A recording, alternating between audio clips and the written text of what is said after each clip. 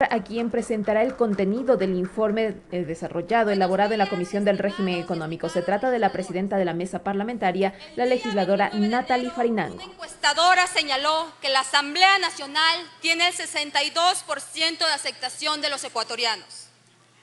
Esta cifra difiere de la aceptación del primer poder del Estado en periodos anteriores. La razón de nuestra aceptación y confianza que está brindando el pueblo ecuatoriano es porque hasta el momento hemos trabajado y legislado por causas justas del país. Y eso hoy no puede cambiar.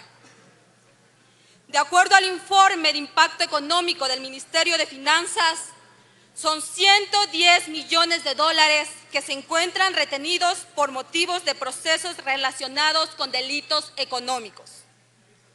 Recursos a los que el Estado podría acceder siempre que esta Asamblea Nacional le otorgue una ley que le permita decomisar eficazmente dichos bienes, sin esperar una sentencia penal previa.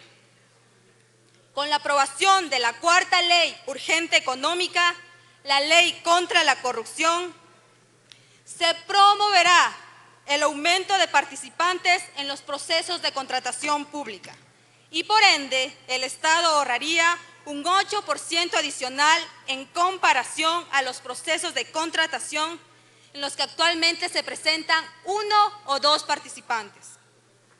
Esto, en términos monetarios, son 32 millones de dólares.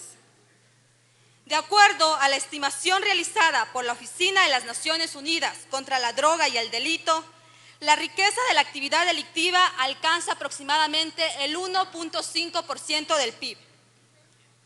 De aplicarse este factor, en Ecuador se tiene un patrimonio de producto del crimen organizado correspondería a 1.700 millones de dólares. De recuperarse al menos el 10% de esto, se podría rescatar 170 millones de dólares. Señor presidente, pido por secretaría, por favor, se pueda reproducir las diapositivas. Proceda, señor secretario, por favor. Autorizado.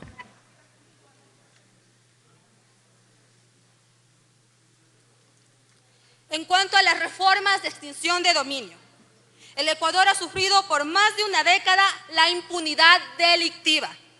No puede ser posible, señoras y señores asambleístas, que cada día tengamos noticias en las que se nos comunica el hallazgo de fincas con depósitos de toneladas de droga, autos de alta gama, mansiones, avionetas abandonadas y hasta propiedades en territorio extranjero que son obtenidos con dinero de actividades ilícitas o no justificadas. El Ecuador tiene una ley orgánica de extinción de dominio, sí, como lo han mencionado otras bancadas, pero también contémosle al país que esta ley está vigente desde el año 2021 y que no hay una sola sentencia por casos de extinción de dominio. El Estado ecuatoriano podría acceder a dichos recursos siempre que la Asamblea Nacional otorgue una ley que permita decomisar eficazmente dichos bienes, sin esperar una sentencia previa ejecutoriada, en un proceso que podría demorar mucho más que 4 años. Con esta ley, el dinero producto de esos bienes injustificados o mal habidos se invertirá en proyectos sociales que servirán para que las niñas y niños de nuestro país tengan una oportunidad de soñar, para que los jóvenes de este país se preparen y se alejen del consumo de las drogas y puedan perseguir sus sueños. Esa debe ser una política criminal preventiva que debemos adoptar. Este debe ser el país de las oportunidades y no el país del abandono, no el país que el Estado abandona y las mafias lo adoptan. La reforma a la Ley Orgánica de Extinción de Dominio acorta tiempos procesales para dotar a la Fiscalía General del Estado de un proceso expedito de extinción de dominio. La investigación patrimonial disminuirá su plazo de 12 a 6 meses. Cabe señalar que la simplificación de procesos no puede establecer tiempos no adecuados a la Fiscalía General del Estado, ya que esto causaría eventuales incidentes en el cumplimiento y podría recaer en nulidades procesales. Por esta razón, se han propuesto plazos y términos procesales apropiados para que se garantice el debido proceso y el derecho de las partes procesales. El fin de esta reforma es desmantelar el financiamiento que usa la delincuencia organizada, es destrozar la economía de los delincuentes, así como han destrozado la vida de las familias ecuatorianas. La propuesta establece nuevas medidas cautelares provisionales sobre los activos y patrimonios de la delincuencia, como la inmovilización o suspensión del poder dispositivo sobre bienes, cuentas financieras, inclusive sobre estructuras jurídicas, así como la reserva de información en la etapa previa del proceso y la oportunidad para que los sujetos procesales demuestren que los bienes investigados cuentan con sustento, origen y destino lícito. Se garantizará, repito, el derecho a la defensa y el debido proceso de los afectados. El destino de la monetización o recuperación de estos activos será destinado de la siguiente manera: el 80% para inversión social, como la erradicación del trabajo infantil y desnutrición infantil, 10% para la modernización tecnológica de la Fiscalía General del Estado, 10% en inversión en infraestructura y desarrollo social para los gobiernos autónomos descentralizados parroquiales rurales. Sí, el sector rural, ahí donde hay más pobreza. Es importante conocer que el Grupo de Acción Financiera de Latinoamérica realiza evaluaciones periódicas a los países de la región, otorgando una calificación dependiendo de la condición legal e institucional que tiene el país, en temas relacionados con el delito de lavado de activos y sus delitos precedentes, así como los procesos para recuperar los bienes o activos ilícitos. Al respecto, el Ecuador en la última evaluación salió de la lista gris del GAFILAB. Esto quiere decir que si no aplicamos las recomendaciones y los estándares internacionales, podemos volver a estar en esta lista gris.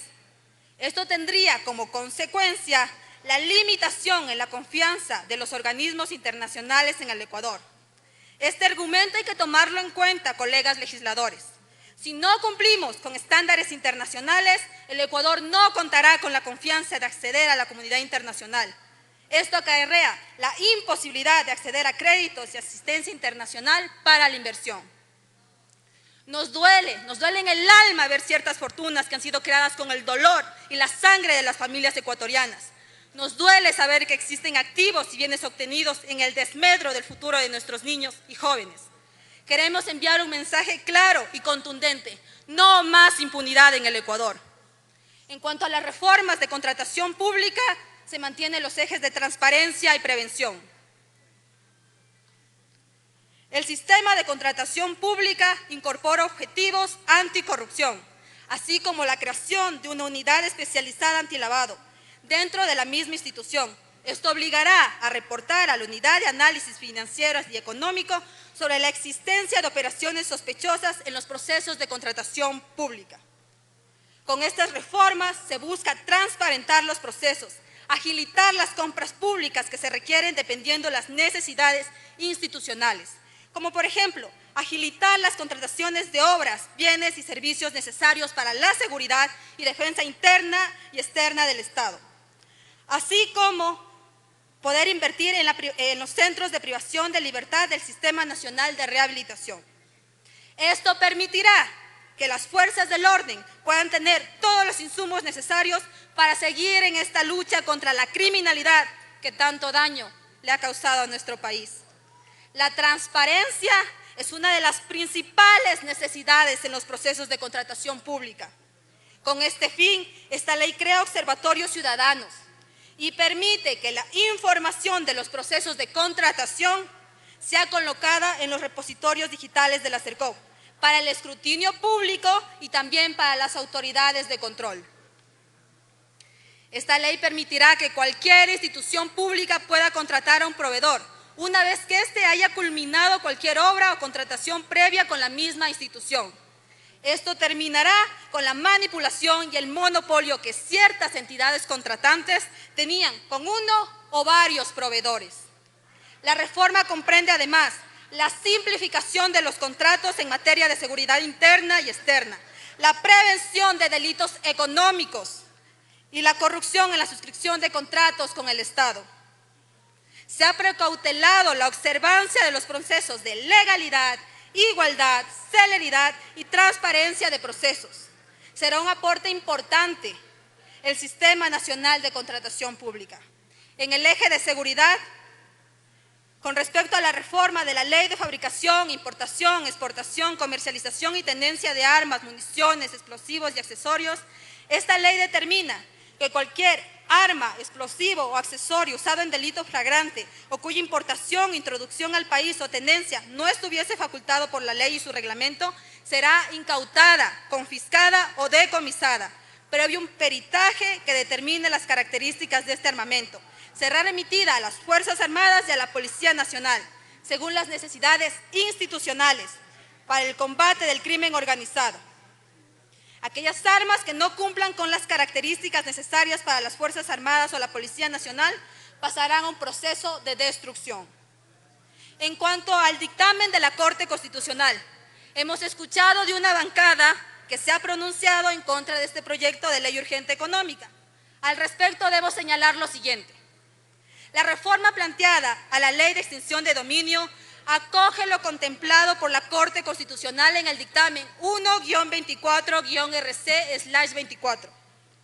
Los jueces constitucionales advirtieron que los legisladores debemos respetar el derecho a la propiedad adquirida lícitamente, así como el derecho a controvertir las pruebas y decisiones que sean susceptibles de recursos. Debo ser enfática en señalar que estos parámetros han sido adoptados en la presente reforma. Además de la simplificación del proceso, el desmantelamiento de las finanzas de la delincuencia organizada requiere que el procedimiento de extinción de dominio sea autónomo e independiente del proceso penal. La reforma adopta no solo el modelo de legislación de extinción de dominio de países vecinos de la región, acoge algunas cosas también de la Ley de Extinción Modelo de las Naciones Unidas, pero también tiene estándares internacionales del GAFI, organismo internacional que dicta estándares en materia del combate contra el lavado y el financiamiento del terrorismo. Pueden retirar las diapositivas. Muchas gracias, Secretaría. Quisiera terminar mi intervención haciendo una pregunta a quienes se oponen a esta reforma. ¿A qué le temen? ¿A qué le temen, señores legisladores? Tenemos que legislar a favor del país, a favor de la recuperación de la propiedad adquirida ilícitamente. Esos recursos no deben encontrarse a disposición de la delincuencia organizada. Esos recursos económicos deben estar a disposición de nuestros niños, jóvenes ecuatorianos, que exigen oportunidades al Estado. Señores asambleístas, hagamos que el día de mañana esta asamblea sea recordada como una de las mejores de la historia. Y no por vanidad personal, sino como un sentido de unidad nacional. Eso está en nuestras manos y quedará en nuestras conciencias. Gracias, estimado presidente.